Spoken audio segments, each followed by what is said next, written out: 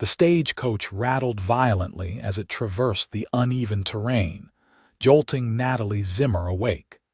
She blinked away her exhaustion, clutching her leather-bound journal to her chest as if it were a shield.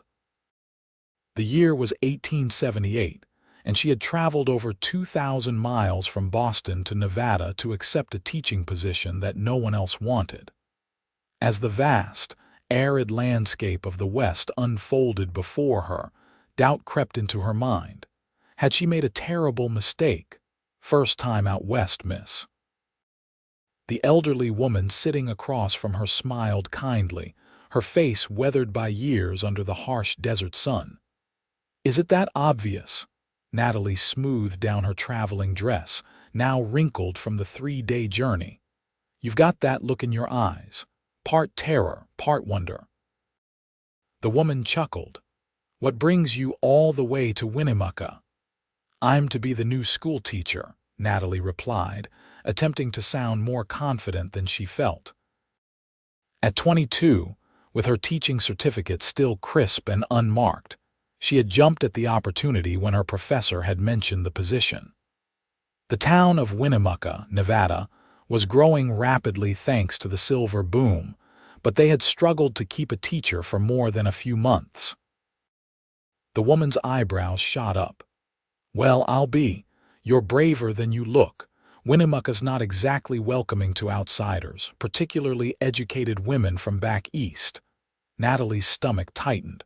Why do you say that? Those mining towns, they're rough places. Men outnumber women 10 to 1. The few ladies there are mostly working girls or the wives of miners. They're not looking for someone to come in and teach them how things ought to be done. The stagecoach hit another rut, sending them lurching forward. Natalie gripped the leather strap beside her, steadying herself. I'm not coming to change their ways. I'm coming to teach their children. The woman gave her a pitying look. Same difference to them, dear. As the stagecoach crested a hill, the town of Winnemucca came into view. It wasn't much to look at a cluster of wooden buildings straddling the Humboldt River, with the railroad tracks cutting through like a scar. Smoke rose from the chimneys, and even from this distance, Natalie could make out the silhouettes of men moving about the dusty Main Street. Almost there, announced the driver, his voice carrying over the rumble of wheels. Winnemucca, Nevada, end of the line for some, beginning for others. Natalie wasn't sure which category she fell into. The stagecoach pulled to a stop outside the Winnemucca Hotel, a 2-story structure that stood taller than the surrounding buildings. Natalie gathered her belongings, one trunk and a carpet bag, containing everything she owned in the world, and stepped down into the ankle-deep dust of Main Street. The late afternoon sun beat down mercilessly. Natalie felt sweat beading on her forehead almost immediately. Men paused in their activities to stare at her, some with curiosity, others with undisguised suspicion. A group of women outside the general store whispered among themselves, casting judgmental glances in her direction. You must be the new schoolteacher, a gruff voice said.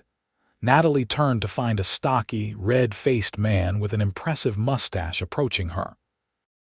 He wore a badge on his vest that identified him as the town sheriff. Yes, I'm Natalie Zimmer.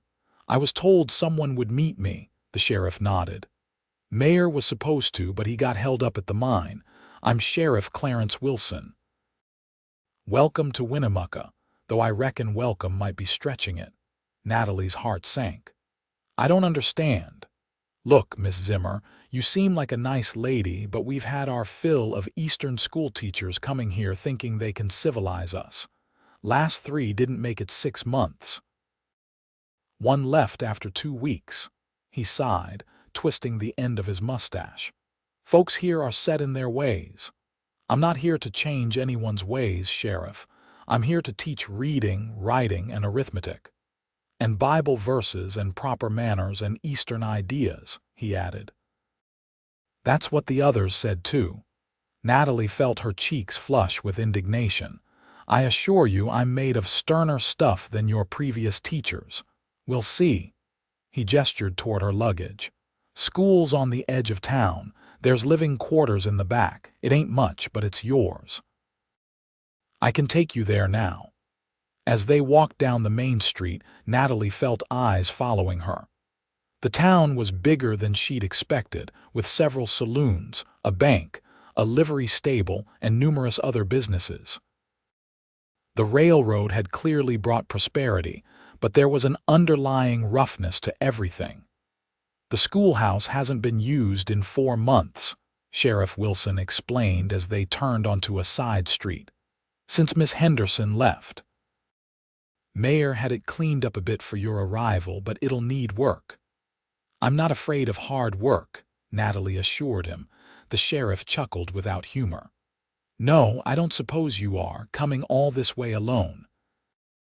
As they approached the schoolhouse, a modest wooden building with a small bell tower, Natalie noticed a man leaning against the hitching post outside.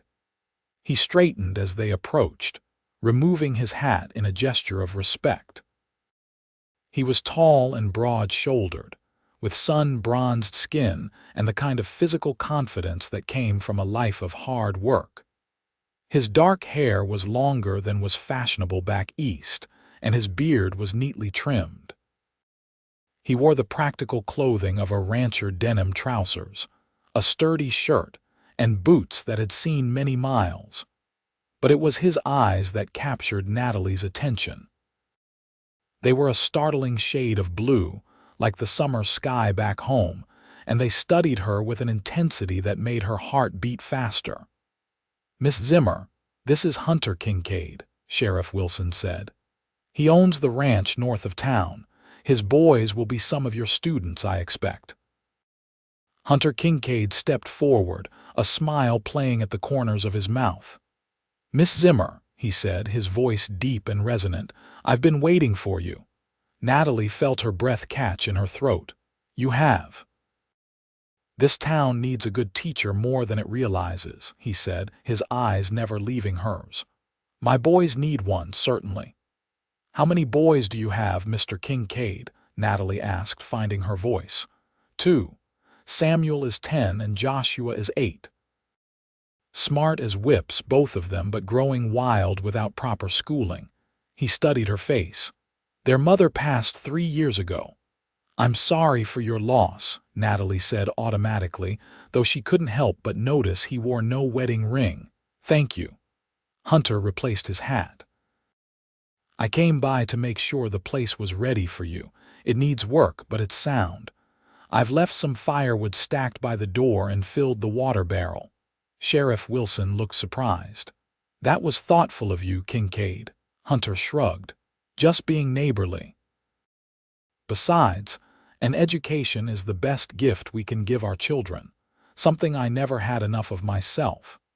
The sheriff unlocked the schoolhouse door and gestured for Natalie to enter. The interior was dusty, but better than she'd feared. There were rows of desks, a larger desk for her at the front, and a blackboard mounted on the wall. A small bookshelf held a meager collection of worn textbooks. "Through that door is your living quarters," the sheriff explained, pointing to a door at the back of the classroom. "It's just 2 rooms, a bedroom, and a kitchen, but it's private." Natalie nodded, trying to hide her dismay at the sparse accommodations. In Boston, she had lived in a boarding house with indoor plumbing and gas lighting. Here, she could see an outhouse through the window and oil lamps waiting to be lit. Hunter seemed to read her thoughts. "It's not what you're used to, I imagine, but it's better than most have around here." "It will do just fine," Natalie said firmly. "When do classes begin?" "Monday," Sheriff Wilson replied. "That gives you 3 days to settle in. Mayor will be by tomorrow to discuss your duties and salary." "I'll bring my boys by tomorrow as well," Hunter added. "They can help you get the place in order. They need to learn some responsibility anyway." Natalie felt a rush of gratitude. "That's very kind of you, Mr. Kincaid." "Hunter," he corrected her. "We're not much for formalities out here, Miss Zimmer."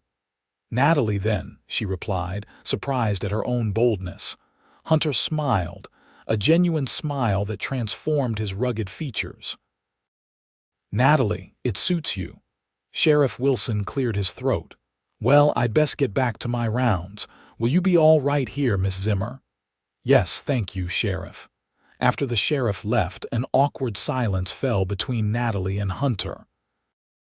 He seemed reluctant to leave, and strangely, she was reluctant for him to go. The town isn't as unwelcoming as it might seem at first, he said finally. They're just cautious of outsiders. Prove yourself useful and they'll come around. And how do I do that? Natalie asked. By doing exactly what you came here to do. Teach their children well and the parents will follow. He moved toward the door. I'll bring the boys by tomorrow morning. They can show you where to get supplies in town. Thank you, Hunter. He paused in the doorway, silhouetted against the bright afternoon sun. Welcome to Winnemucca, Natalie. It's a hard place, but it gets in your blood after a while. You might find you never want to leave. With that, he was gone, leaving Natalie alone in her new home, wondering about the man with the summer sky eyes who claimed he had been waiting for her. That night, Natalie slept fitfully on the narrow bed in her sparse quarters. The sounds of the town, distant piano music from the saloons, occasional shouts, the whistle of a late train filtered through the thin walls. By morning, she was exhausted but determined to make a good impression on her first full day in Winnemucca. She dressed carefully in one of her plainest dresses, braided her chestnut hair, and set about cleaning the schoolroom. Hours later, with sweat dampening her collar and dust coating her hands, she heard a knock at the door. Hunter Kincaid stood there with two boys, both with his blue eyes but with lighter hair that must have come from their mother. Good morning, Miss Zimmer, he said, removing his hat. These are my sons, Samuel and Joshua. The boys shuffled their feet, clearly uncomfortable in their clean shirts and combed hair. Pa said we have to help you, the older one, Samuel, said bluntly. Samuel, Hunter warned. It's quite all right, Natalie said with a smile. I appreciate honesty, and yes, I could use some help. The schoolroom needs a thorough cleaning before Monday. Joshua, the younger boy, looked up at her with curious eyes. Are you really from Boston? Pa says people there talk funny. Natalie laughed. I suppose we do to your ears. And yes, I'm from Boston. Have you ever been? Both boys shook their heads. Our ma was from St. Louis, Samuel offered. She said that was as far east as any sensible person needed to go. Is that so? Natalie replied, noting the shadow that passed over Hunter's face at the mention of his late wife. Well, Boston is quite different from here, but I'm eager to learn about Winnemucca. We can show you, Joshua said excitedly. We know everything about town, even the secret places. That would be wonderful, Natalie said, but first I need help sweeping and dusting. To her surprise, the boys set to work without further complaint. Hunter rolled up his sleeves and joined them, moving the heavy desks so Natalie could sweep beneath them. As they worked, the conversation flowed more freely. The boys told her about their ranch, their horses, and the adventures they had exploring the surrounding countryside. Pa lets us help with the cattle, Samuel said proudly. I can rope almost as good as the hands now. As well as the hands, Natalie corrected gently. Samuel made a face. That's the kind of thing Ma used to say. Your mother sounds like a wise woman, Natalie said. She was, Hunter said quietly. Caroline loved books. She would have been glad to see a proper school here. By midday, the schoolroom was transformed. The floors gleamed, the desks were arranged in neat rows, and the meager supply of books was organized on the shelf. I'll need more books, Natalie mused, and slates for the children who don't have them. Mayor's supposed to provide those things, Hunter said. But the town council is tight with money. They barely agreed to your salary. Natalie frowned. How many students am I likely to have? 20, perhaps 30 if all the families send their children, Hunter replied. Some of the miners won't bother, and the ranchers who live far out might not make the trip daily. Then I shall have to be persuasive, Natalie said with determination. Every child deserves an education. Hunter studied her with those penetrating blue eyes. You really believe that, don't you? With all my heart. A slow smile spread across his face. Then we're lucky to have you, Miss Zimmer. Now, how about some lunch? I promised the boys we'd show you the best place to eat in town. The best place turned out to be a small cafe run by a Chinese family. The proprietor, Mr. Chen, greeted Hunter warmly but regarded Natalie with suspicion. New teacher, Hunter explained. Miss Natalie Zimmer, this is Mr. Chen. He and his wife make the finest food in Nevada. Mr. Chen's expression softened slightly. Teacher good. My children need learning English better. I would be honored to teach them, Natalie said earnestly. Mr. Chen nodded once, then led them to a table in the corner. The cafe was busy, and Natalie noticed the curious stares directed her way. Some were openly hostile, particularly from a group of well-dressed women at a nearby table. Don't mind them, Hunter murmured, following her gaze. That's Mrs. Hollister and her friends.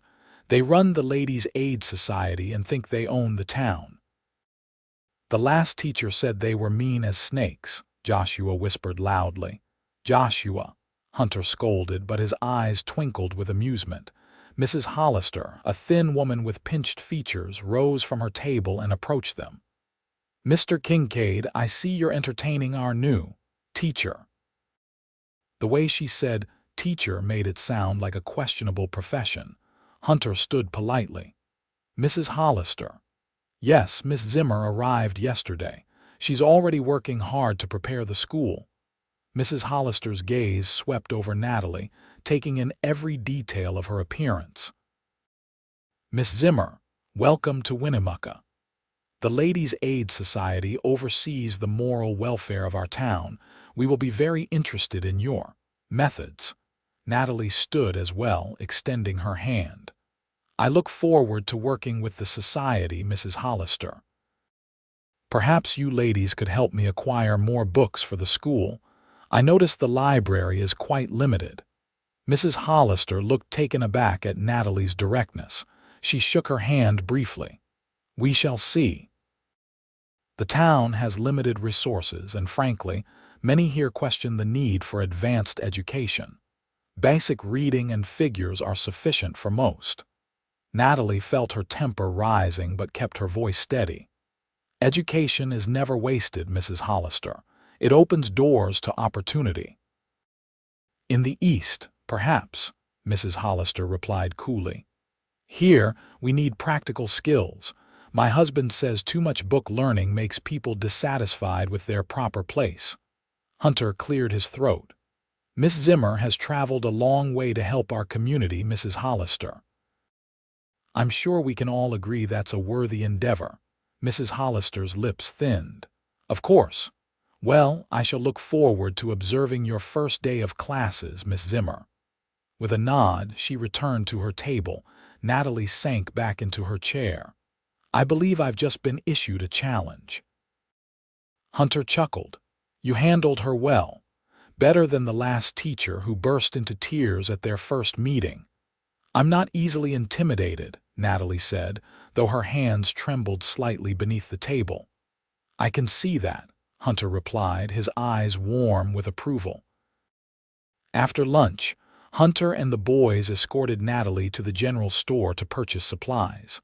The storekeeper, Mr. Patterson, was more welcoming than Mrs. Hollister had been. A new teacher. Well, it's about time. My youngest, Ellen, has been pestering me about when school would start again. He leaned across the counter. Don't let the town gossip scare you off, Miss Zimmer. Most folks here want their children educated proper. Thank you, Mr. Patterson. That's encouraging to hear. As they left the store laden with parcels, a commotion erupted down the street. A man on horseback was racing through town, scattering pedestrians in his wake. He reined in sharply in front of the sheriff's office, nearly falling from his mount. "Robbery," he shouted. "The stage was robbed 10 miles east. 2 men dead." Hunter immediately stepped in front of Natalie and the boys. "Get back to the schoolhouse," he said urgently. "There's likely to be trouble." "What kind of trouble?" Natalie asked, clutching her packages. "The kind that involves guns and angry men." Hunter's expression was grim. "Samuel, take your brother and Miss Zimmer back to the school. Stay there until I come for you." Samuel nodded seriously, taking his role as protector to heart. "Yes, Pa." Hunter looked at Natalie. "Bolt the door behind you. Don't open it for anyone but me or the sheriff." Before she could respond, he was striding toward the gathering crowd, his hand resting on the pistol at his hip. Natalie felt a cold fear grip her heart. This was the Wild West she had read about but never truly understood until this moment. "Come on, Miss Zimmer," Samuel said, tugging at her sleeve. "Pa knows what he's doing." Back at the schoolhouse, Natalie tried to distract herself and the boys by continuing to prepare for classes. She showed them the new readers she had purchased and asked about their previous schooling. "Ma taught us some," Samuel said. "Reading and numbers. Pa tries, but he's busy with the ranch." "He reads to us at night sometimes," Joshua added. "Adventure stories. Pa does all the voices." The image of the rugged rancher performing dramatic readings for his sons made Natalie smile despite her anxiety. "Your father seems like a good man." Samuel nodded solemnly. "The best. Everyone says so.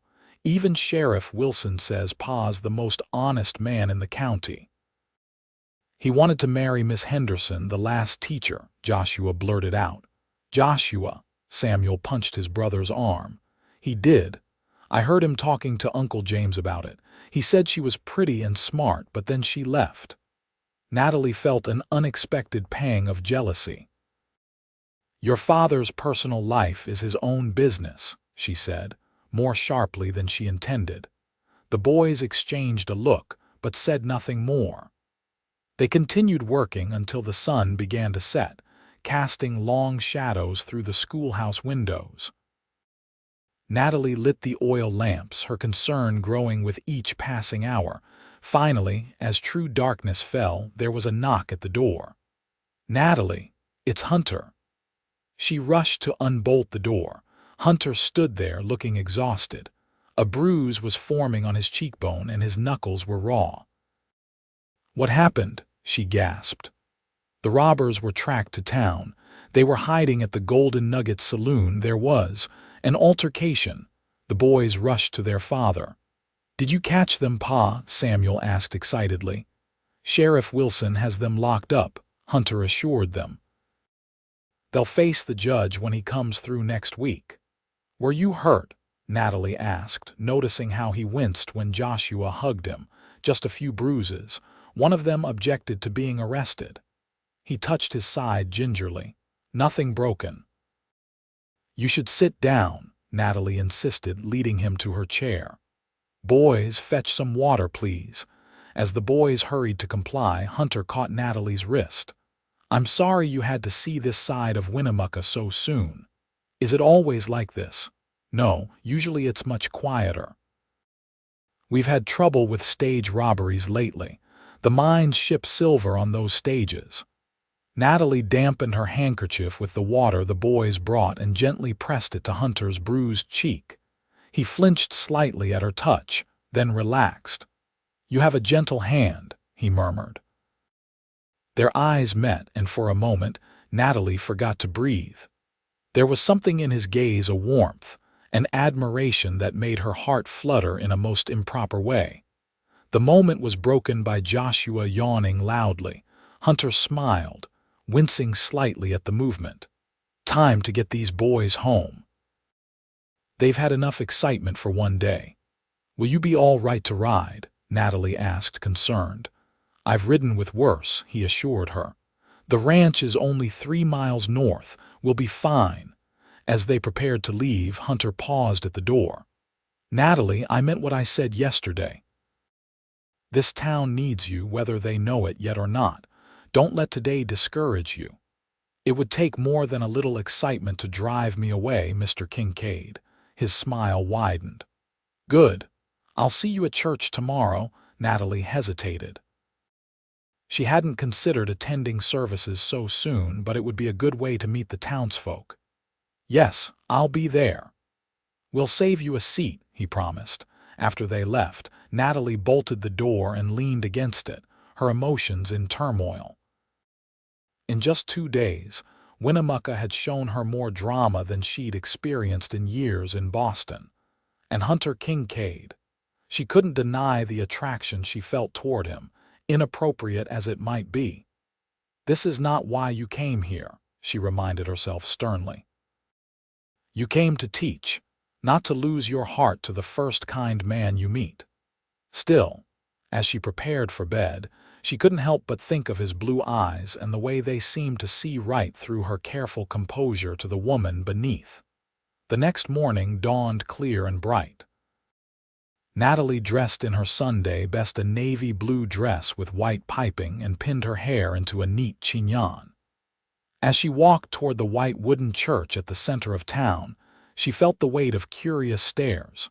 The church bell tolled, calling the faithful to worship. Natalie hesitated at the bottom of the steps, gathering her courage. "Miss Zimmer," Joshua's voice called out.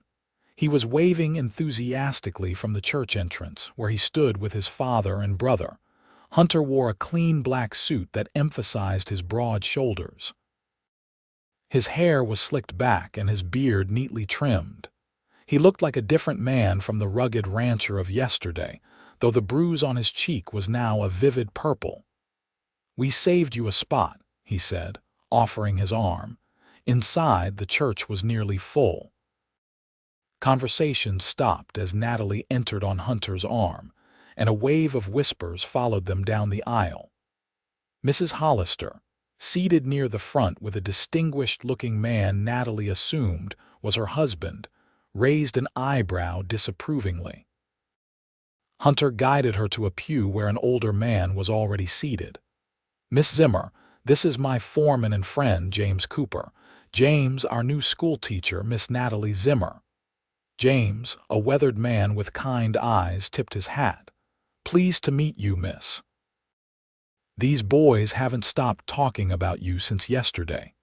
Natalie smiled at the boys, who squeezed in beside their father. They were wonderful helpers. The service began with a hymn, led by a surprisingly good choir for such a small town. The minister, Reverend Thomas, was a young man with an earnest manner and a powerful voice. His sermon focused on the parable of the Good Samaritan, emphasizing the Christian duty to help strangers. "In this frontier town," he concluded, "we are often suspicious of newcomers. Yet Christ teaches us to welcome the stranger, to offer aid to those in need. Let us remember this as our community grows and changes." Natalie couldn't help but feel the sermon was directed partly at her situation. When the service ended, Reverend Thomas made a point of seeking her out. "Miss Zimmer, welcome to Winnemucca. I hope you'll find our congregation supportive of your important work." "Thank you, Reverend. I'm looking forward to beginning classes tomorrow. My wife and I have 2 children who will be attending," he said. "Martha is 7 and John is 9. They're quite excited." "As am I," Natalie replied sincerely. "Perhaps you would join us for Sunday dinner," he offered.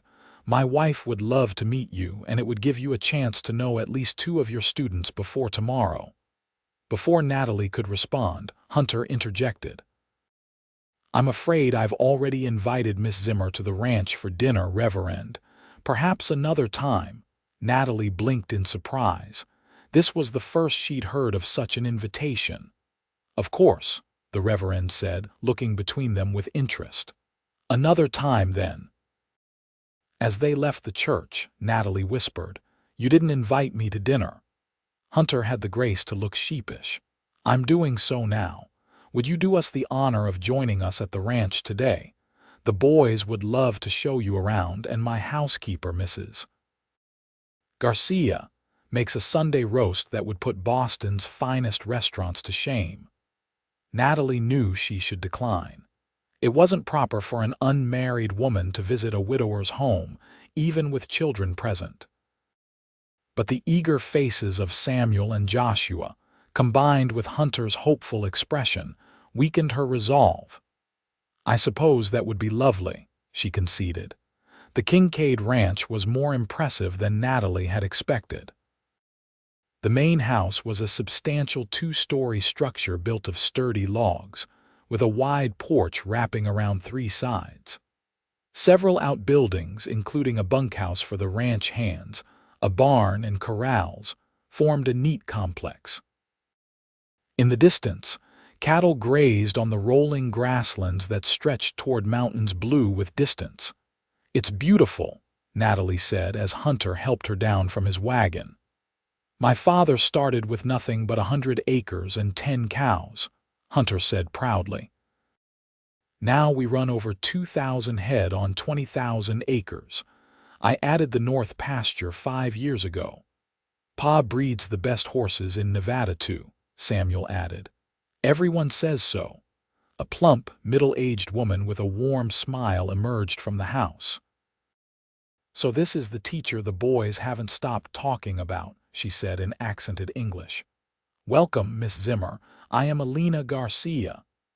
"Mrs. Garcia has been with us since the boys were babies," Hunter explained. "I'd be lost without her." "It is true," Alina agreed with a laugh. "These men, they would eat nothing but beans and beef without me." She ushered them inside. "Come, dinner is almost ready." The interior of the house was surprisingly refined.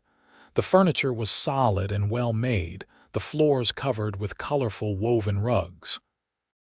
Bookshelves lined one wall of the main room, filled with volumes that made Natalie's heart leap with pleasure. "Your home is lovely," she said sincerely. "It was Caroline's doing," Hunter said, his voice softening at the mention of his late wife. "She had a gift for making a house comfortable." "Ma liked pretty things," Joshua said matter-of-factly.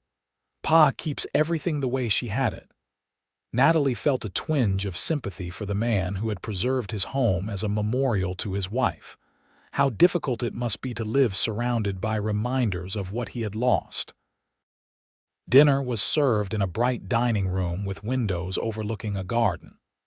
The food was indeed delicious: roast beef with vegetables from the garden, fresh baked bread, and a peach cobbler for dessert that had Natalie requesting the recipe for Mrs. Garcia. Afterward, the boys eagerly showed Natalie around the property.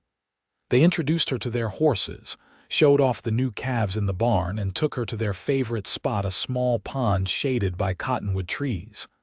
"We swim here in summer," Samuel explained. "Pa taught us how." "Your father seems to have taught you many things," Natalie observed. "He's the best pa in Nevada," Joshua declared loyally. "He works really hard, though. Sometimes he's too tired to play with us." "Running a ranch is demanding work," Natalie said. Samuel nodded seriously. "That's why he needs a wife. That's what Uncle James says." Natalie felt her cheeks warm. "I'm sure your father will decide that for himself when the time is right." "He liked Miss Henderson," Joshua said, returning to his earlier revelation, "but she said Winnemucca was too rough for her. She wanted to go back to Philadelphia." "Not everyone is suited to life in the West," Natalie said diplomatically. "Are you?" Samuel asked directly. "Suited to it, I mean." Natalie considered the question. "I don't know yet, but I'm willing to try." "Sometimes the things most worth doing are also the most difficult." "That's what Pa says too," Samuel replied, looking at her with new respect. As the afternoon waned, Hunter joined them at the pond. He had changed from his church clothes into more casual attire, though he still cut an impressive figure. "I see the boys have shown you their favorite spot," he said, settling beside Natalie on a fallen log while the boys skipped stones across the water. "It's peaceful here," she replied. "I can see why they love it. Caroline and I used to picnic here when we were courting," Hunter said, his gaze distant. "She would read poetry while I pretended to listen, but really I was just watching her face." "You must have loved her very much." Hunter nodded. "She was a fine woman." "The fever took her so quickly. 3 days from first symptoms to—" He cleared his throat. "The boys barely remember her now. Samuel does a little, but Joshua was only 5. That must be hard for you." "It was harder at first. Now, life goes on. The ranch needs running, the boys need raising." He turned to look at her directly. "What about you, Natalie? Was there someone in Boston?" The question was personal, but his tone was genuine. "No, my parents died when I was 18. Influenza. I lived with my aunt while I completed my education, but teaching was always my ambition." "And Winnemucca, how does that fit into your ambitions?" Natalie smiled. "It was the position available. My professor recommended me when the school board wrote seeking a teacher." "You must have been quite the student for your professor to send you across the country." "I worked hard," Natalie acknowledged. "Education was important to my father. He was a professor of literature." "Ah, so teaching is in your blood." "I suppose it is." They sat in companionable silence for a moment, watching the boys. Then Hunter said, "Tomorrow won't be easy. There are those in town who don't want their children taught by an outsider. They'll test you." "I'm aware of that. Just know that not everyone feels that way. Some of us are grateful you're here." His hand moved slightly, covering hers where it rested on the log between them.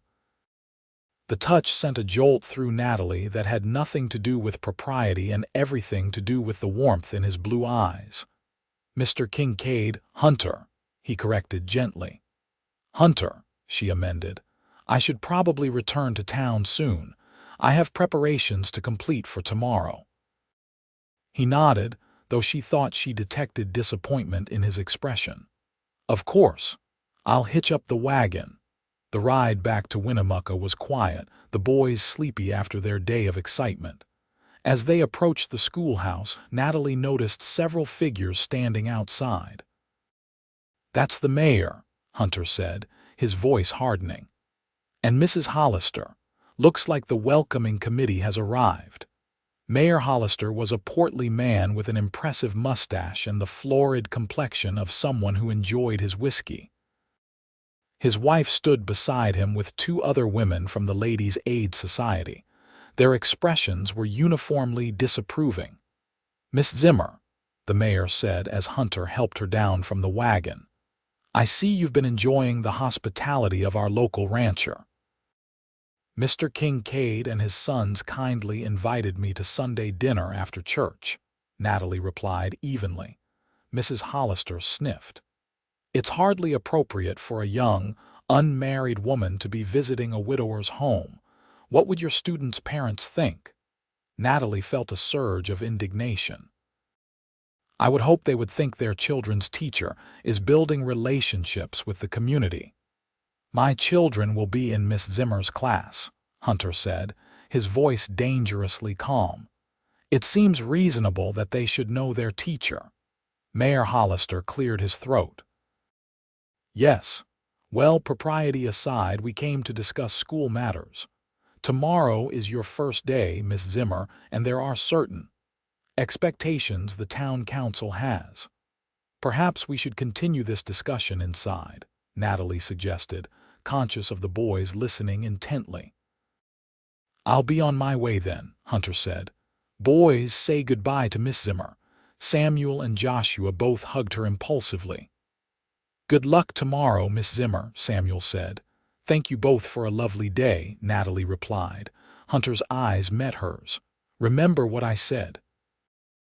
Not everyone feels the same way." With that cryptic reminder, he flicked the reins and the wagon rolled away, leaving Natalie to face the formidable town leadership alone. Inside the schoolhouse, Mayor Hollister wasted no time in making his position clear. Miss Zimmer, while we appreciate your willingness to take this position, there are concerns about your methods. My methods, Natalie echoed. Mayor, I haven't even taught my first class yet. Precisely, Mrs. Hollister interjected. Yet you've already been filling the Kincaid boys' heads with who knows what Eastern ideas. I assure you, the only things I've discussed with Samuel and Joshua are reading and arithmetic, Natalie said, struggling to maintain her composure. The point is, Mayor Hollister continued, Winnemucca has certain values. Our children are being raised to appreciate hard work, respect for authority, and practical knowledge. We don't need them getting notions about philosophy and such. Natalie took a deep breath. Mayor Hollister, Mrs. Hollister, ladies, I understand your concerns, but education is not just about practical skills. It's about expanding minds, encouraging curiosity, building character. Character should be built at home and in church, one of the other women said firmly. I couldn't agree more, Natalie replied. But learning to think critically, to question, to explore ideas, these are valuable skills for any child. Mayor Hollister frowned. Miss Zimmer, let me be blunt. The town is paying your salary. The school board, of which I am chairman, has final say over your curriculum. If you wish to remain employed, you will teach what we deem appropriate. Natalie felt her resolve harden. I will teach reading, writing, arithmetic, history, geography, and basic sciences as outlined in my contract. I will encourage my students to think for themselves, to question, and to learn. If that is unacceptable, perhaps you should find another teacher. A tense silence followed her declaration. Then, to her surprise, Mayor Hollister chuckled. You've got spirit, I'll give you that. More than the last three combined. She'll need it, Mrs. Hollister muttered. We'll see how tomorrow goes, the mayor said, rising. Good evening, Miss Zimmer. After they left, Natalie sank into her chair, trembling slightly with the aftermath of the confrontation. She had stood her ground, but at what cost? Would the townspeople keep their children home rather than send them to her class? The next morning, Natalie rose before dawn. She dressed carefully in a simple gray dress with a white collar, pinned her hair in a no-nonsense style, and reviewed her lesson plans one final time. At precisely 8 o'clock, she rang the school bell, its clear tone echoing through the morning air. Then she stood at the door, waiting anxiously to see if any students would appear. To her immense relief, the first to arrive were Samuel and Joshua, accompanied by Hunter. The boys were scrubbed clean, their hair slicked down with water, wearing their best shirts.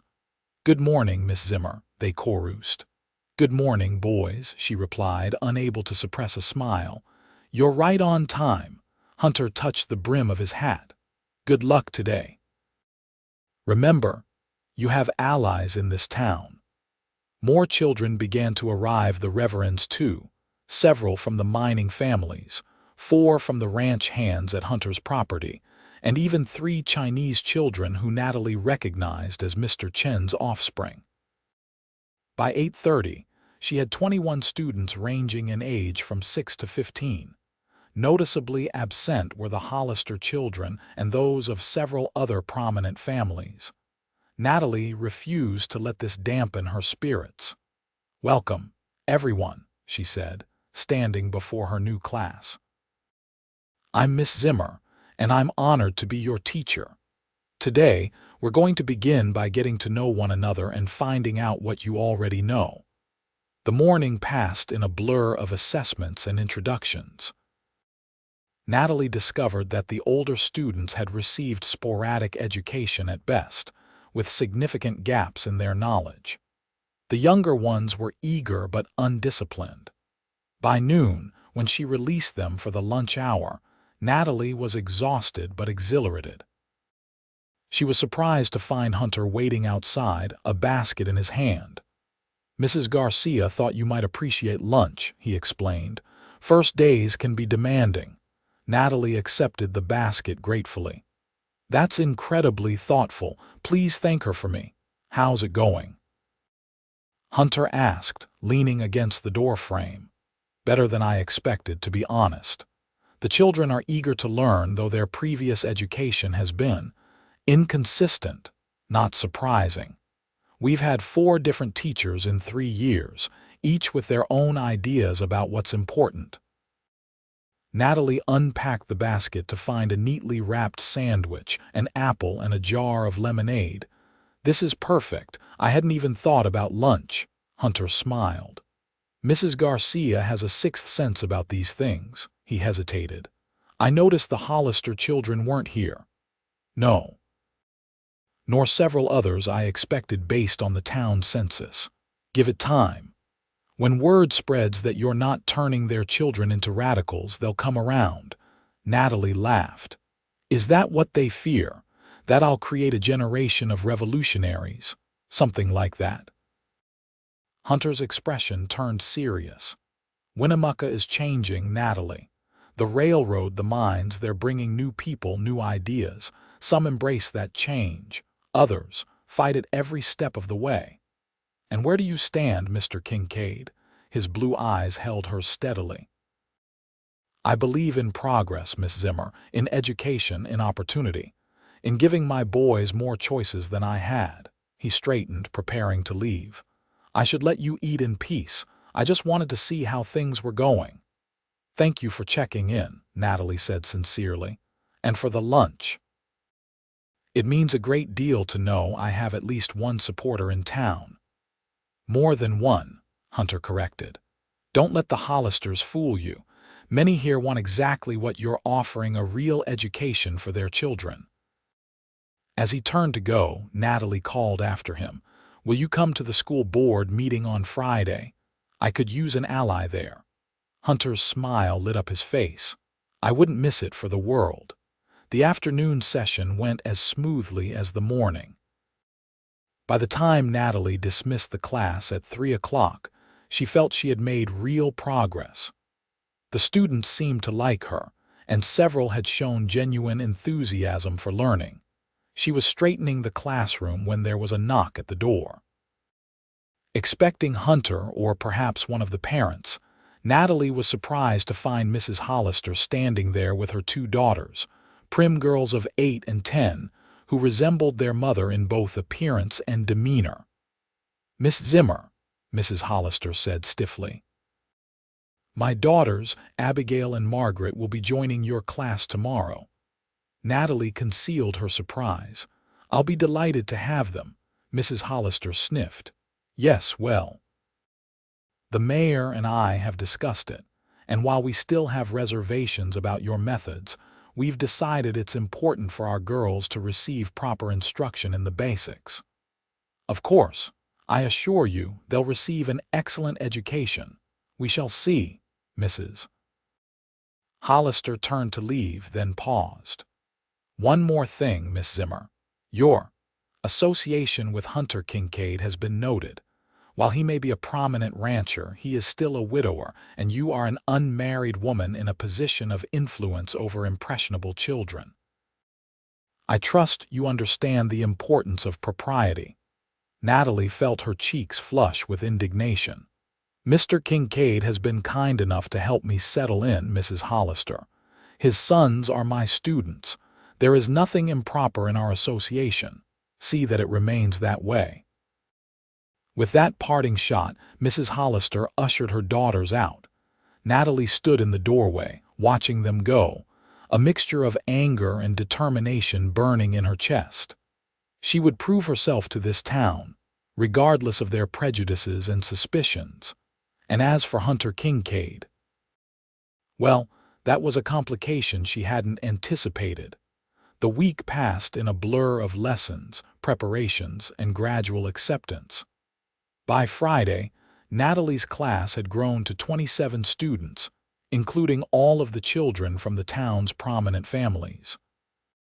Word had spread that the new teacher was firm but fair, demanding but encouraging. The school board meeting was scheduled for 7 o'clock in the town hall. Natalie arrived early, dressed in her best blue dress, her lesson plans and progress reports carefully organized. Hunter was already there, conversing with Reverend Thomas near the door. "Miss Zimmer," he greeted her, his eyes warming at the sight of her. "Ready for the lion's den?" "As ready as I'll ever be," she replied. "You've done an outstanding job this week," Reverend Thomas assured her. "My children have been full of enthusiasm about your lessons." "Thank you, Reverend. That means a great deal to me." The meeting began with Mayor Hollister calling for order. The room was crowded with parents, most of whom Natalie had met during the week. She was heartened to see Mr. Chen and his wife, as well as several of the ranch hands whose children attended her class. "The first order of business," Mayor Hollister announced, "is to discuss the progress of our new school teacher, Miss Zimmer. Miss Zimmer, would you care to address the board?" Natalie rose, conscious of all eyes upon her. "Thank you, Mayor Hollister. I've had the pleasure of teaching 27 students this week, ranging in age from 6 to 15. Based on my initial assessments, I've divided them into 3 groups according to their current knowledge level rather than strictly by age." She outlined her curriculum plans, emphasizing the practical skills that would be taught alongside more academic subjects. "I believe in a balanced education that prepares children for whatever future they may choose, whether that's ranching, mining, business, or further education." "And what of discipline?" Mrs. Hollister asked sharply. "The previous teacher was far too lenient." "I believe in firm but fair discipline," Natalie replied. "Rules are clearly stated and consistently enforced. So far, I've had few disciplinary issues." She made Tommy Johnson stand in the corner for an hour when he pulled Mary Wilson's braids, offered one mother. "And my Robert says she expects their best work every time, no excuses," added another. The discussion continued, with various parents offering their observations. To Natalie's relief, most were positive. Even Mayor Hollister seemed grudgingly impressed. "Well, Miss Zimmer, it appears you've made a favorable impression in your first week," he concluded. "The board will continue to monitor your progress, of course, but for now, you may consider your probationary period successfully completed." As the meeting adjourned, Hunter made his way to her side. "Congratulations," he said quietly. "You've won the first battle." "But not the war?" she asked, raising an eyebrow. "Mrs. Hollister isn't one to surrender easily, but you've gained ground." His hand brushed hers briefly. "Would you allow me to walk you back to the schoolhouse? It's getting dark." Outside, the evening air was cool, the stars emerging in the vast Nevada sky. They walked in companionable silence for a while, their breath forming small clouds in the chill. "You're good with the boys," Hunter said finally. "They talk about you constantly." "They're wonderful children," Natalie replied. "You've done an admirable job raising them alone." "I've done my best, but they need more than I can give them. A woman's influence, a mother's touch." He stopped walking, turning to face her in the pool of light from a street lamp. "Natalie, I know it's forward of me, but I'd like to call on you, properly." Her heart seemed to skip a beat. "Hunter, I've only been in Winnemucca a week. I know, and perhaps it's too soon, but I felt something between us from the first moment." "Didn't you?" Natalie couldn't deny it. From their first meeting, there had been a connection between them that went beyond mere friendship. "Yes," she admitted softly, "but I came here to teach. The school board is only just beginning to accept me. If I were to become involved with someone so soon, it would confirm all their suspicions about my character." Hunter's expression fell. "I understand. Your career is important to you." "It is," she agreed, "but that doesn't mean I'm not interested. Perhaps we could be friends for now." "Get to know each other better," his smile returned, warming his eyes. "Friends, I can accept that for now." He offered his arm. "Shall we continue our walk, friend?" Natalie took his arm, feeling the strength of him even through the layers of clothing. "Lead on, friend." As they continued toward the schoolhouse, a figure emerged from the shadows ahead. Sheriff Wilson approached, his expression grave. "Evening, Hunter, Miss Zimmer. Hate to interrupt your stroll, but I've got news you should hear." "What is it, Clarence?" Hunter asked, instantly alert. "Just got word from the Army patrol. There's been trouble with some renegade Paiutes north of here. They raided a small ranch yesterday, killed the family." Natalie gasped. "How terrible!" "It's unusual," Hunter said, frowning. "The Paiute have been peaceful for years. What changed?" "Army's not sure, but they're warning all the outlying ranches to be on alert. Your place is far enough from the reservation that you should be safe, but still."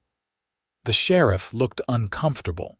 "Maybe you should keep the boys in town for a few days, just to be cautious." Hunter nodded slowly.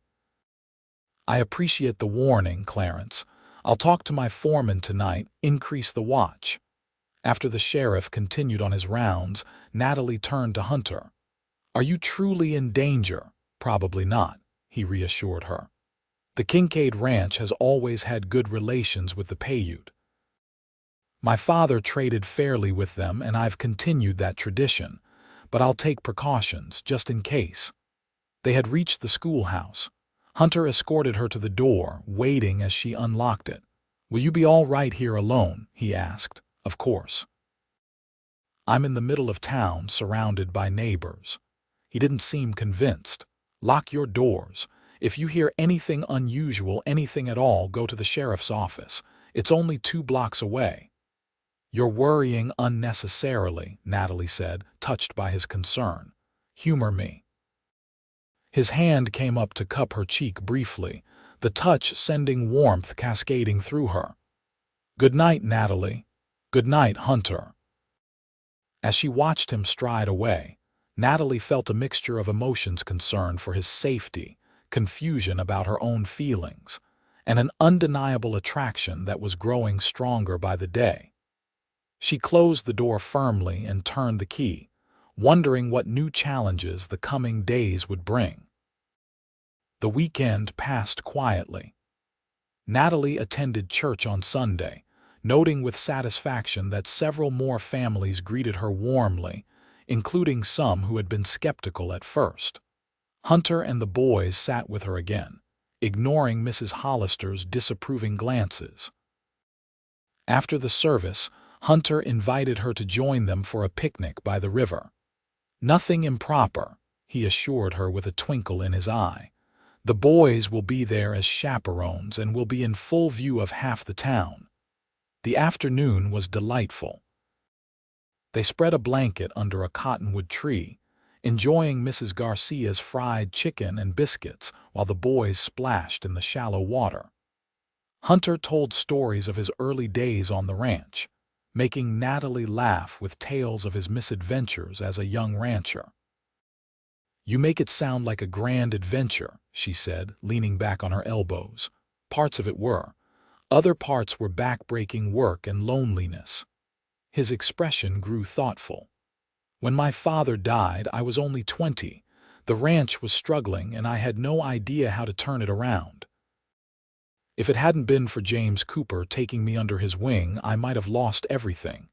You were fortunate to have him." "I was. And then I met Caroline, and things got better. She brought brightness into my life when I needed it most." He glanced at his sons, playing nearby. "She gave me those 2 rascals, and for that alone I'll always be grateful." Natalie studied his face, noting the mix of joy and sorrow that crossed it when he spoke of his late wife. "You still miss her?"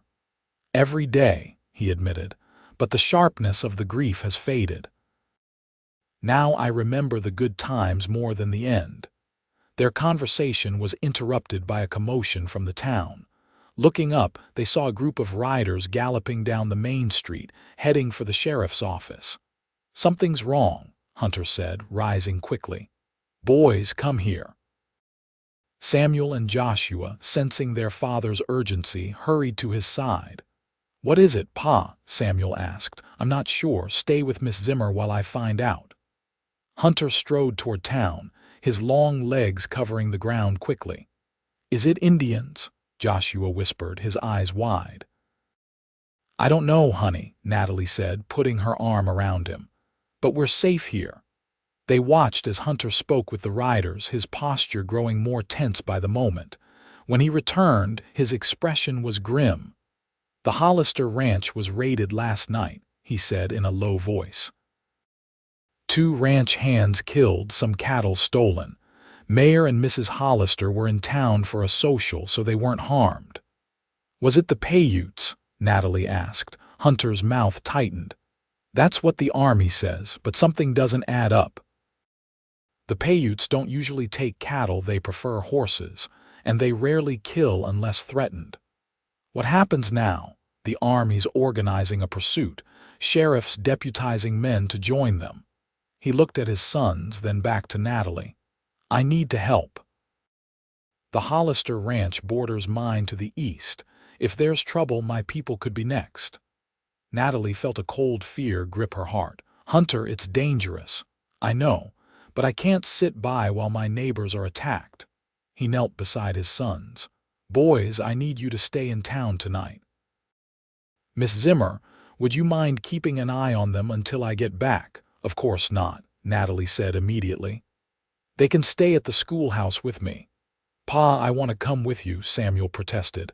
"I can shoot now." "Not this time, son.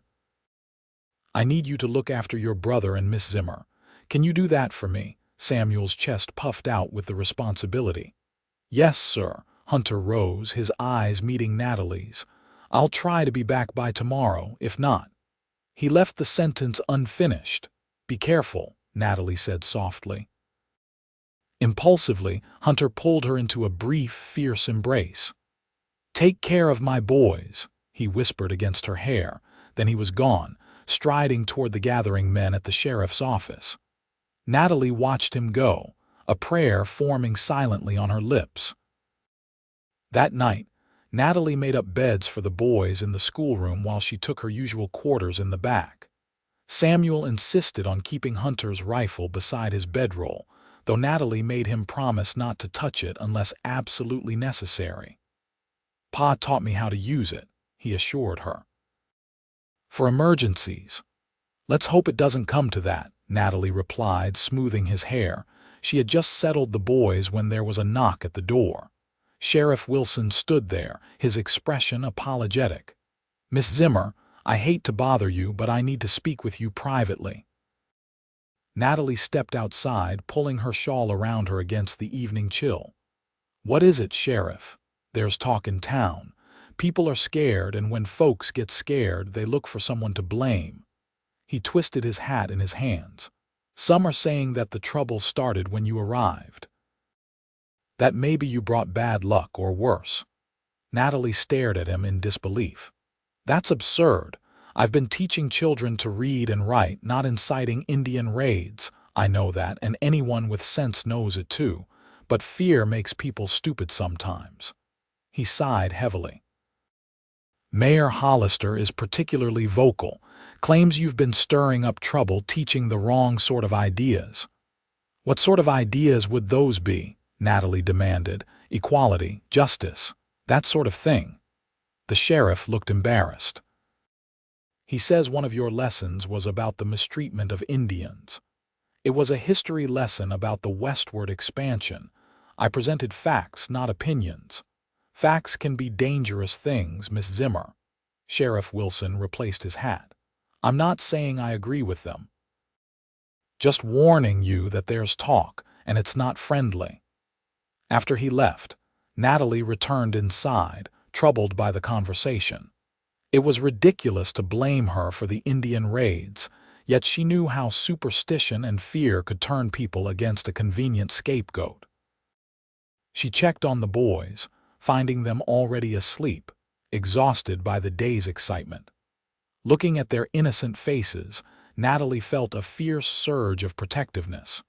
She would keep them safe until Hunter returned, regardless of what the town thought of her.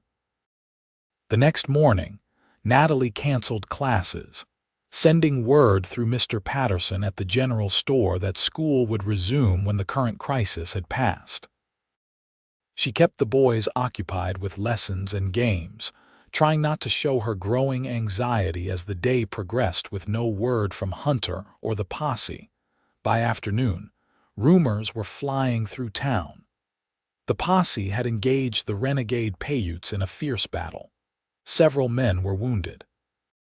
The Indians had escaped into the mountains. With each new report, Natalie's worry deepened.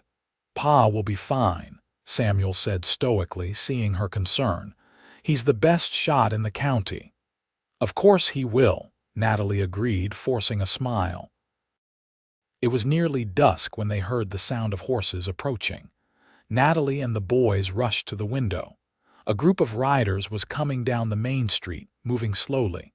Some men were slumped in their saddles, clearly wounded. "I don't see Pa," Joshua said, his voice small with fear. "Let's go look," Natalie decided, wrapping a shawl around her shoulders. They hurried to the street, joining the crowd gathering to meet the returning posse. Sheriff Wilson was in the lead, his arm in a makeshift sling. Behind him came Mayor Hollister, looking grim but unharmed.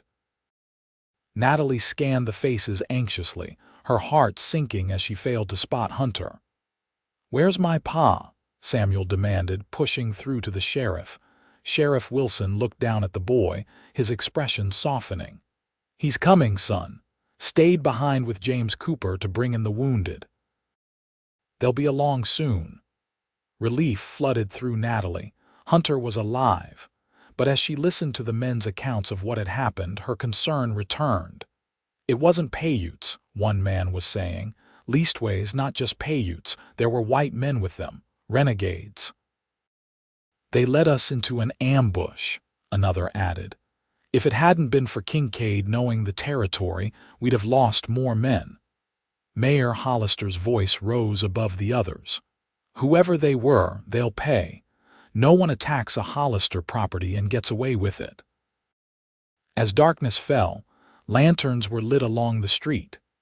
Natalie took the boys to the hotel, where the proprietor, Mrs. Jenkins, had set up a makeshift hospital for the wounded. They waited anxiously, watching as men were brought in and tended to by the town's doctor and several women with nursing experience. Finally, near midnight, the last group arrived. Hunter, dusty and exhausted but apparently uninjured, was helping a badly wounded man from his horse. James Cooper rode beside him, his weathered face grim. "Pa!" The boys raced toward their father, who knelt to embrace them despite his obvious fatigue. "I'm all right," he assured them, holding them close. "Just tired." Natalie approached more slowly, relief making her knees weak. "Hunter." He looked up, his blue eyes warming at the sight of her. "Natalie, you took care of my boys." "Of course." She reached out impulsively, touching his cheek, needing the physical confirmation that he was truly unharmed. "We were so worried." Hunter captured her hand, pressing it briefly to his lips before releasing it. "I promised I'd come back, didn't I?" The moment was interrupted by Mayor Hollister, who strode over with Sheriff Wilson. "Kincaid, we need to talk. Now." Hunter sighed, rising to his feet. "Can it wait until morning, Edward? I've been in the saddle for 30 hours straight." "It's about the schoolteacher," the mayor said, casting a suspicious glance at Natalie. "And her influence." Hunter's expression hardened. "What are you implying?" "One of the renegades we captured mentioned a white woman who's been stirring up trouble, talking to the Paiutes about their rights, their land claims." Mayor Hollister turned his glare on Natalie. "Sound familiar, Miss Zimmer?" "That's absurd," Natalie gasped. "I've barely left town since I arrived." "The timing is mighty convenient," Mayor Hollister persisted. "No trouble for years, then you arrive, and suddenly we have raids." Hunter stepped between them. "That's enough, Edward. Miss Zimmer has done nothing wrong. The leader of those renegades is Jack Harlow, a known troublemaker who's been causing problems for years. This has nothing to do with her. We'll see about that, the mayor said ominously. There's a town council meeting tomorrow. I suggest you both attend. He stalked away, followed by a clearly uncomfortable Sheriff Wilson. Hunter ran a hand through his dusty hair. I'm sorry about that. Edward Hollister is a fool at the best of times. When his property is threatened, he's worse. What will happen at the meeting? Natalie asked. Nothing, Hunter said firmly. I won't let them blame you for this, but first I need sleep, and so do my boys. He looked at them fondly. You two look done in. We can go back to the schoolhouse, Natalie suggested. Hunter shook his head. Not tonight. I've taken rooms here at the hotel for all of us. It's safer until we know for certain that all the renegades have been captured. All of us, Natalie repeated, startled. You, me, the boys. Seeing her hesitation, he added, separate rooms, of course, but I'd feel better knowing you're close by. Despite her concern about propriety, Natalie found herself agreeing. The events of the past 2 days had shaken her more than she wanted to admit, and the thought of returning alone to the isolated schoolhouse was unappealing. The town council meeting the next day was held in the church, the only building large enough to accommodate the entire population of Winnemucca. The atmosphere was tense, with worried whispers circulating through the crowd. Hunter sat beside Natalie in a pew near the front, the boys between them. James Cooper had joined them, his steady presence a comfort. Mayor Hollister called the meeting to order, his normally florid face pale with strain. As you all know, our community has suffered an attack. 2 good men are dead and several others wounded. Property has been stolen. This cannot stand. He looked around the room. The army has captured some of the raiders, but others remain at large.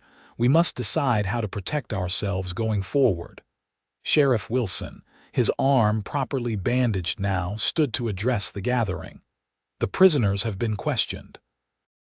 They confirm that Jack Harlow is leading the group, a mix of renegade Paiutes and white outlaws. Their camp is somewhere in the mountains north of here, but the exact location is unknown. What do they want? Someone called out. Money. Revenge. The usual, the sheriff replied. Harlow has a grudge against the railroad and the mining companies, says they stole Indian land. Which brings us to another matter, Mayor Hollister interjected. The influence of certain ideas on this situation. He turned his gaze to Natalie. Miss Zimmer, would you care to explain the content of your history lessons regarding Indians? Natalie rose, conscious of all eyes upon her. I teach from the standard history texts, Mayor Hollister. When discussing westward expansion, I present facts about the displacement of native peoples, the treaties made and broken, and the conflicts that arose. I do not editorialize or encourage any particular viewpoint. Yet you've been heard to express sympathy for the Indian cause, Mrs. Hollister accused from her seat. I express sympathy for all who suffer injustice, Natalie replied evenly. That is a Christian principle, not a political stance. Reverend Thomas stood then. If I may, I've attended Miss Zimmer's classes on several occasions. Her teaching is balanced and fair.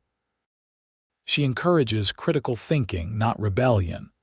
The timing remains suspicious, Mayor Hollister insisted. The raids began shortly after her arrival. Hunter rose, his voice carrying throughout the church. That's nonsense, Edward, and you know it. Jack Harlow has been causing trouble for years. I reported his activities to you last spring, if you recall, when he was seen meeting with disaffected Paiutes near my north pasture. That's right, James Cooper added, and the army's been tracking him since winter. This has nothing to do with Miss Zimmer. A murmur of agreement ran through the crowd. Natalie felt a surge of gratitude for her defenders. Mayor Hollister, sensing the mood of the gathering, changed tactics. Perhaps Miss Zimmer is not directly involved. Nevertheless, these raids raise serious concerns about the safety of our children. I propose that the school remain closed until the threat is eliminated. And how long will that be? Hunter challenged. Weeks? Months? Our children have already lost too much education due to teacher turnover. They shouldn't lose more because of Jack Harlow. What do you suggest, then? The mayor demanded. That we risk our children's lives. I suggest we protect them without sacrificing their future, Hunter replied. Post guards at the school if necessary. Arrange escorts for children who live outside town, but keep the school open. The debate continued for nearly an hour. In the end, a compromise was reached. School would resume, but with additional security measures in place. Sheriff Wilson would deputize men to patrol the town, and ranchers would organize escorts for children traveling from outlying areas. As the meeting adjourned, Natalie felt a profound relief. Her position was secure, at least for now, and the unfounded suspicions against her had been largely dismissed. Hunter touched her elbow lightly. You held your ground well, he said quietly. Thanks to you and Reverend Thomas, she replied. I don't know what I would have done without your support. His eyes held hers for a moment. You would have managed. You're stronger than you know, Natalie Zimmer. The next few weeks settled into a new routine. Classes resumed with a deputy often visible outside the schoolhouse. The boys from outlying ranches, including Samuel and Joshua, came to town on Monday mornings and returned home on Friday afternoons, boarding with various families during the week. To Natalie's surprise, Hunter arranged for his sons to stay with Sheriff Wilson rather than with her, as she had expected. Better for your reputation, he explained when she questioned him. Clarence and his wife are glad for the company, and this way, no one can accuse us of impropriety. Despite this precaution, Hunter found reasons to visit town frequently. He attended every school event, volunteered to repair the schoolhouse roof, and often appeared at the end of the day to walk Natalie home. Their friendship was evolving into something deeper, though neither had put a name to it yet. One Friday afternoon in late October, as Natalie was dismissing her class for the weekend, Hunter arrived with a proposal. The aspens are turning in the high country, he said. I thought perhaps you'd like to see them before the leaves fall. The boys and I are planning a picnic tomorrow if you'd care to join us. Natalie hesitated. It sounds lovely, but Mrs. Garcia will be with us, he added, anticipating her concern. And James Cooper, all very proper. She smiled, relieved. In that case, I'd be delighted. The next day dawned clear and crisp, perfect for their excursion. Hunter arrived in a light wagon, the boys excited in the back, Mrs. Garcia beside him on the seat. They drove north from town, following the river into gradually rising terrain. As they climbed, the landscape changed from sage-covered plains to forests of pine and aspen. It's beautiful, Natalie breathed, taking in the golden leaves shimmering against the blue sky. Wait until you see the meadow, Joshua said eagerly. It's our special place. The special place turned out to be a hidden valley high in the foothills, surrounded by aspen groves ablaze with autumn color. A small creek meandered through lush grass, and wildflowers still bloomed despite the late season. Caroline found this spot during our first year of marriage, Hunter explained as they spread blankets near the creek. We came here often. Instead of making Natalie uncomfortable, the mention of his late wife seemed natural. Hunter spoke of Caroline more freely now, sharing memories without the shadow of grief that had once accompanied them. The day passed pleasantly. They ate Mrs. Garcia's excellent food, explored the meadow, and played an impromptu game of baseball with a stick and a pine cone. Natalie found herself laughing more than she had in years, delighting in the boys' energy and Hunter's playful side. As the afternoon waned, Mrs. Garcia announced she was tired and would rest in the wagon. James Cooper, who had joined them after checking cattle in a nearby pasture, offered to take the boys fishing in the creek. This left Natalie and Hunter alone for the first time in weeks. "Thank you for today," Natalie said as they walked along the edge of the meadow. "I needed this more than I realized. Teaching can be isolating," Hunter observed, "especially when you're still finding your place in a community." "It is, sometimes, but I love it." She smiled up at him. "Your boys are a joy to teach, by the way. Samuel has a real talent for mathematics, and Joshua absorbs stories like a sponge." "They're thriving with you," Hunter said, his voice warm. "We all are." The simple statement hung in the air between them, full of meaning. Natalie felt her heart quicken as Hunter stopped walking and turned to face her. "Natalie, I've been patient. We've been friends for nearly 2 months now, but I think we both know there's more between us than friendship." "Hunter, let me finish, please." He took her hands in his. "I didn't expect to feel this way again after Caroline. I thought that part of my life was over. And then you arrived, and suddenly everything changed." His blue eyes searched hers. "I'm in love with you, Natalie Zimmer. I think I have been since the moment you stepped down from that stagecoach." Natalie's breath caught in her throat. She had known this was coming, had felt it building between them, yet hearing the words spoken aloud still overwhelmed her. "I love you too," she whispered, the truth of it washing over her like warm sunlight. "But Hunter, there are complications. The town has only just accepted me as a teacher. If we were to court openly, it could undermine everything I've worked for." "I know." He brushed a strand of hair from her face, his touch gentle. "That's why I've been so careful, why I've kept my distance when all I wanted was to be near you." His gaze held hers steadily. "But I'm done pretending. I want to court you properly, Natalie, with the intention of making you my wife if you'll have me." The declaration took her breath away. "Hunter, we've known each other such a short time. Sometimes a lifetime isn't enough to know someone. Other times, a moment is all it takes." He smiled softly. "I'm not asking for an answer today, just permission to court you openly and honorably." Natalie looked into his eyes and saw the future she hadn't realized she wanted, until this moment, a life with this good, strong man, raising his boys, building something meaningful together. The challenges and prejudices they might face seemed insignificant compared to the joy that future promised. "Yes," she said simply, "I would be honored." Hunter's smile illuminated his face. Slowly, giving her time to withdraw if she wished, he leaned down and kissed her. It was a gentle kiss, respectful yet filled with promise. When they parted, Natalie felt as though something fundamental had shifted in her world. "We should get back to the others," she said, suddenly conscious of propriety again. Hunter nodded, though he looked reluctant. "We should. But Natalie—" "Yes, I've been waiting a long time for you.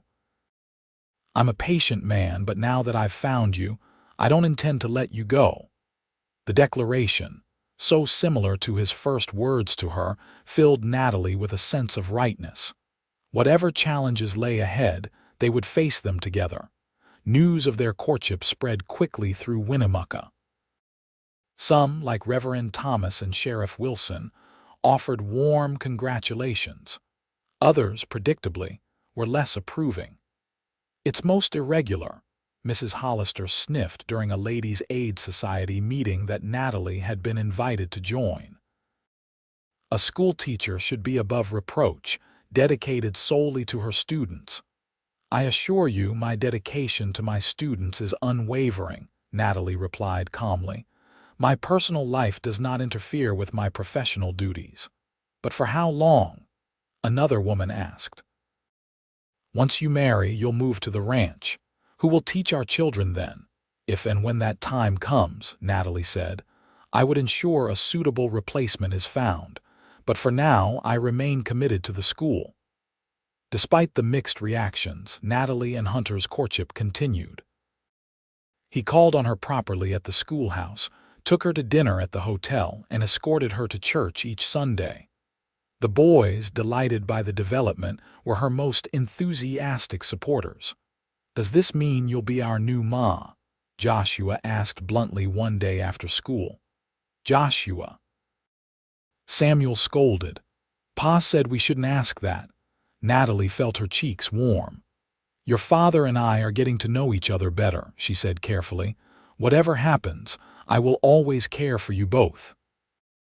As November turned to December, preparations began for the Christmas pageant, a tradition in Winnemucca that had lapsed during the frequent teacher turnovers. Natalie threw herself into organizing the event, seeing it as an opportunity to further integrate herself into the community. The children practiced diligently, learning carols and rehearsing the nativity story.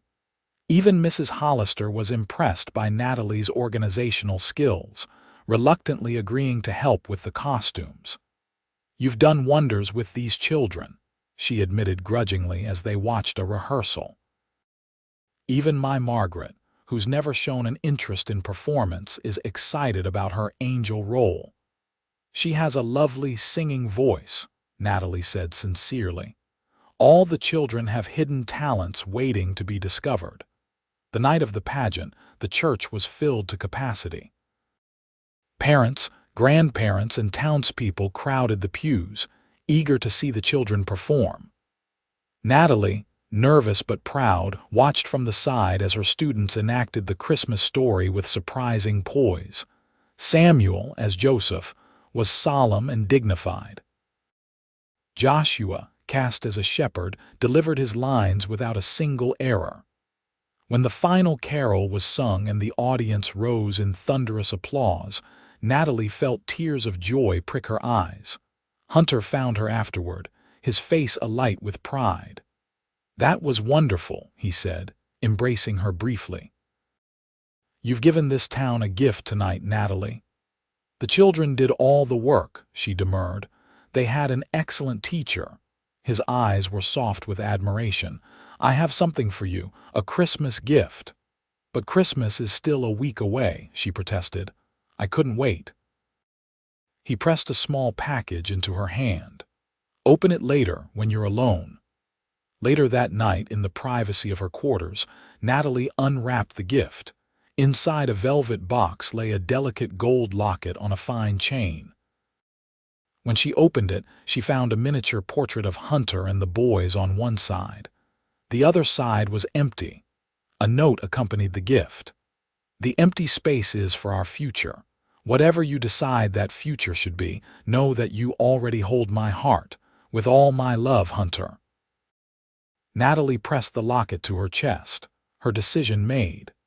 She loved this man, loved his children, loved the life they could build together. The obstacles, the town's expectations, the challenges of being a stepmother, the adjustment to ranch life seemed small compared to the joy that awaited her. Christmas Day dawned clear and cold. Natalie had been invited to the ranch for dinner, along with James Cooper and Mrs. Garcia's family. She wore her best dress, a deep green wool that brought out the amber flecks in her eyes, and Hunter's locket around her neck. The ranch house was transformed for the occasion. Evergreen boughs decorated the mantels, candles glowed in every window, and a tall pine tree stood in the corner of the main room, adorned with paper ornaments made by the boys. "Miss Zimmer! Miss Zimmer!" Joshua called excitedly as she arrived. "Come see what Pa got us." The boys proudly showed her their gifts, new saddles, books, and hand-carved wooden animals. Natalie presented them with scarves she had knitted herself, along with illustrated editions of adventure stories. For Hunter, she had chosen a leather-bound journal, remembering how he had mentioned wanting to record the ranch's history for his sons. "It's perfect," he said, running his fingers over the embossed cover. "Thank you." The day passed in a blur of good food, laughter, and warmth. As evening approached, Hunter suggested a walk to see the sunset. Bundled against the cold, they strolled toward the pond, now frozen over and dusted with snow. "This has been the best Christmas I can remember," Hunter said, his breath forming clouds in the frosty air. "Having you here, seeing you with my boys. It feels right, Natalie." "It does," she agreed softly.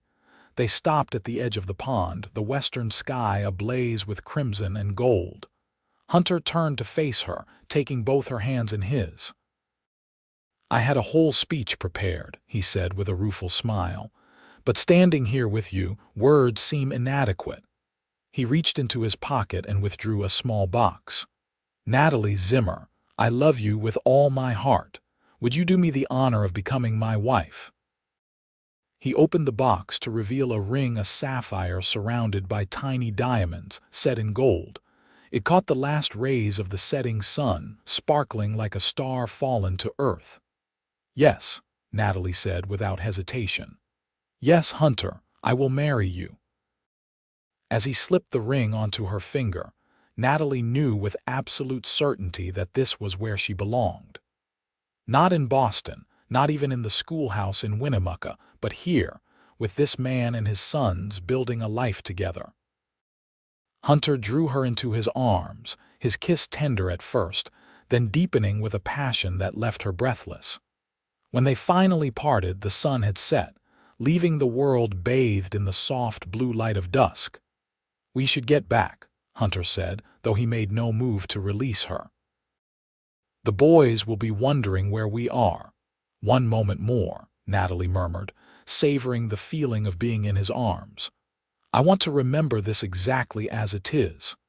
They returned to the house hand in hand, their happiness evident in every glance, every touch. The boys, perceptive as always, noticed the ring immediately. "Are you going to be our ma now?" Joshua asked, his eyes wide with hope. "If you'll have me," Natalie replied, her heart full. "Yes," both boys shouted, rushing to embrace her. Mrs. Garcia wiped tears from her eyes. "It is about time," she declared. "This house needs a woman's touch again." "And Hunter needs a woman's love," James added, clasping his friend on the shoulder.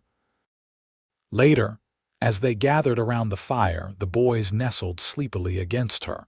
Natalie looked at the family she was joining, these two wonderful children, the loyal friends, and Hunter, whose love had given her a home she hadn't known she was seeking. The news of their engagement was met with mixed reactions in town. Many offered sincere congratulations, particularly those whose children had flourished under Natalie's teaching.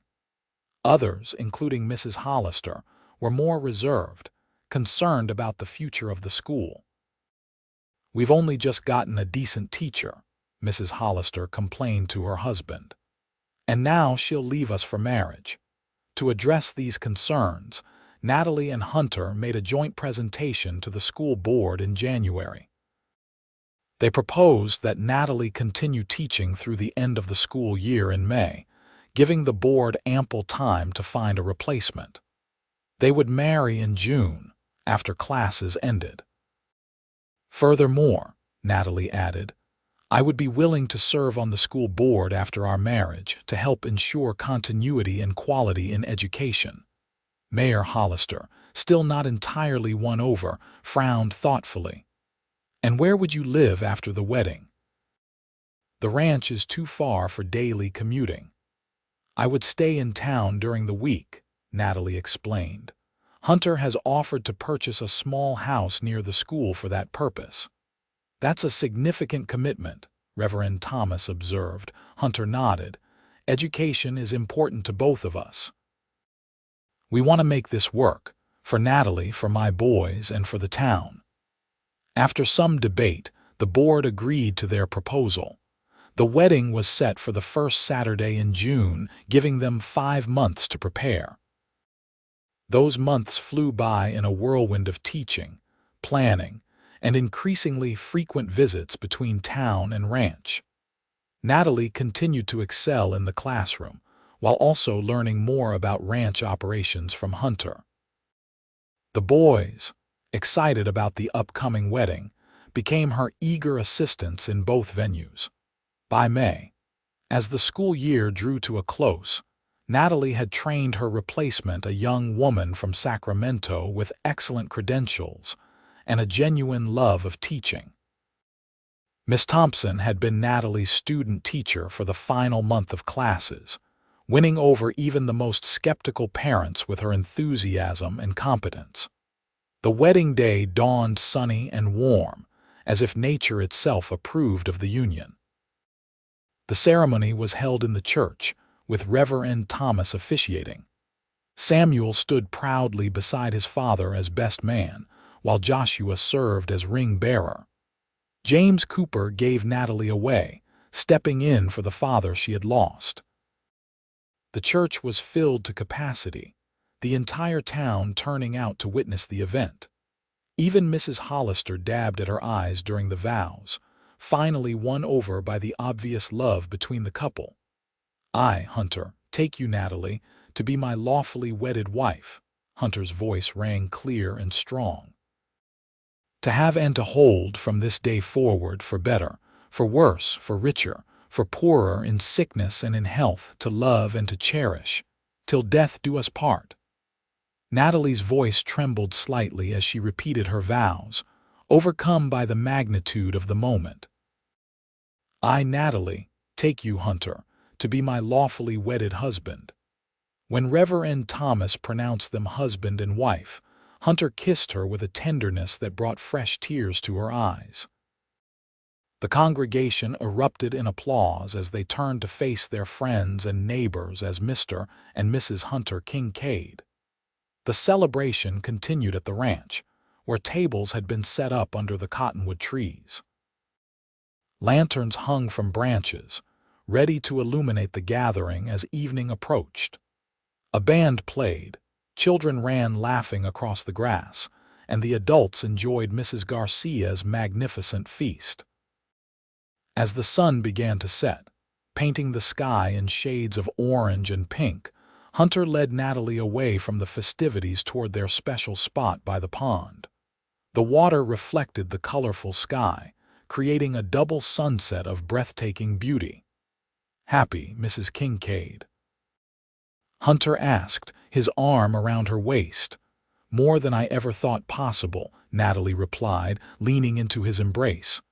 "When I stepped off that stagecoach, I never imagined this is where I'd end up." "I did," Hunter said softly. "I told you then I'd been waiting for you. I knew somehow that you were the one who would make our family complete again."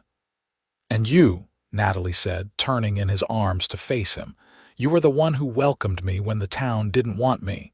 You believed in me from the beginning. I always will." His kiss sealed the promise as the first stars appeared in the deepening blue of the evening sky.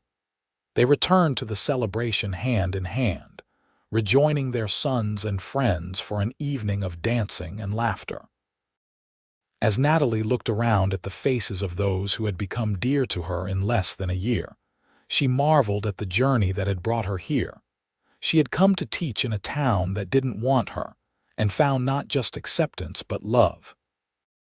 Hunter Kincaid, with his steady strength and open heart, had been waiting for her all along. Together with Samuel and Joshua, they would build a future filled with love, learning, and the boundless possibilities of the West. 5 years later, Natalie stood on the porch of the ranch house, watching as Hunter taught their 3-year-old daughter, Caroline, to ride her pony. Samuel, now 15, and Joshua, 13, hovered nearby, ready to catch their little sister if she slipped, though Hunter's strong hands never left her. Their second child, a boy they had named after Natalie's father, played at her feet, his chubby hands stacking wooden blocks with intense concentration. At 18 months, Thomas showed the same determination that characterized his father and brothers. The ranch had prospered under Hunter's management, expanding to include new breeding lines of horses that were sought after throughout the West. Natalie divided her time between family, ranch duties, and her position on the school board, where she had helped establish higher standards and better compensation for teachers. Winnemucca had grown too, the railroad bringing new businesses and families. The school now had 3 teachers and a proper building with multiple classrooms. Miss Thompson, now Mrs. Wilson after her marriage to the sheriff's younger brother, still taught the younger children, her own baby often sleeping in a cradle beside her desk. Life wasn't always easy. Droughts, harsh winters, and economic downturns challenged the ranch. The children fell ill, arguments occasionally flared, and the demands of their busy lives sometimes left little time for just the 2 of them. But through it all, Hunter and Natalie's love remained steadfast, a foundation upon which everything else was built. As the evening sun gilded the landscape, Hunter led little Caroline back to the house, lifting her high in the air to make her giggle. Samuel and Joshua raced ahead, arguing good-naturedly about whose turn it was to feed the horses. "Successful riding lesson?" Natalie asked as Hunter climbed the porch steps. "She's a natural," he replied proudly. "Takes after her mother, fearless and determined." "I think she takes after her father," Natalie countered, lifting Thomas into her arms as he reached for Hunter. Hunter set Caroline down to take his son, tickling the boy until he shrieked with laughter. "Either way, she's perfect. They all are." Natalie leaned into his side, his arm automatically encircling her waist. "Yes, they are. We're blessed, Hunter. We are indeed." He pressed a kiss to her temple. "I told you that first day, didn't I? I said I'd been waiting for you. You did." The most romantic welcome a tired, dusty schoolteacher ever received, and the most truthful. His blue eyes, still as bright and compelling as the day they met, held hers. "I love you, Natalie Kincaid. And I love you, Hunter Kincaid. Yesterday, today, and always." As the family gathered on the porch, watching the sunset paint the Nevada sky in brilliant hues, Natalie felt the deep contentment of a woman who had found her place in the world. She had come to Winnemucca to teach, but in the end, this wild, beautiful land and its people had taught her the most important lesson of all. Home isn't a place, but the people who fill your heart. And Hunter Kincaid, the cowboy who had been waiting for her, had given her the greatest home of all.